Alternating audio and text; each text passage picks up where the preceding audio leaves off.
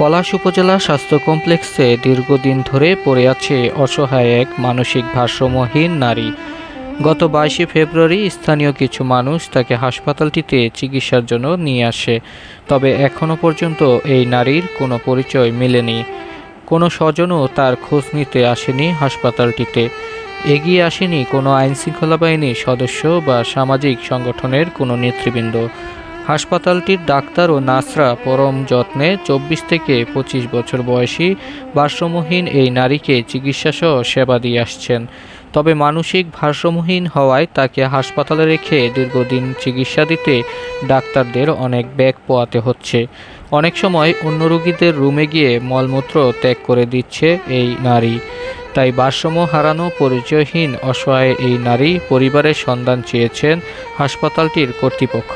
22 তারিখ রবিবার সকাল আনুমানিক 10টা সাড়ে 10টার দিকে কিছু লোক এই অজ্ঞাত রোগীটাকে আমাদের কাছে নিয়ে আসি জরুরি বিভাগে।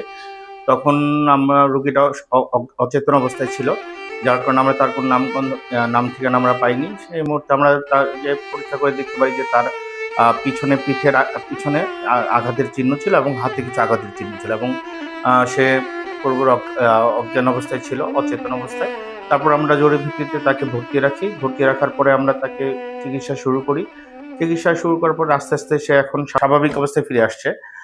কিন্তু সে কোনো কথা বলতে পারে না, সে নিজে নিজে একা একা গান করে, কোনো নাম ঠিকানা কিছুই বলতে পারে না তার। আর সবচেয়ে বড় সমস্যা হচ্ছে যে এখন আমরা তাকে সে ওয়ার্ডে অন্যান্য যে মহিলা রোগী আছে তাদের সাথে সাথে যে বিভিন্ন জায়গায় যে সে প্রস্রাব পায়খানা করে ফেলে, যার কারণে অন্যান্য রোগীদের আসলে অসুবিধার সম্মুখীন হচ্ছে। এমন তো অবস্থায় হচ্ছে যে আমরা চাচ্ছি আমি নিজে বিশেষ করে তত্ত্বাবধানে আমি রোগীকে প্যাম্পার্স থেকে শুরু করে অন্যান্য যা যা লাগে আমি বাইরে থেকে লোক ঠিক করে রেখে দিয়েছি যেন ওর আলাদা করে সেবা শুশ্রূষা করতে পারে।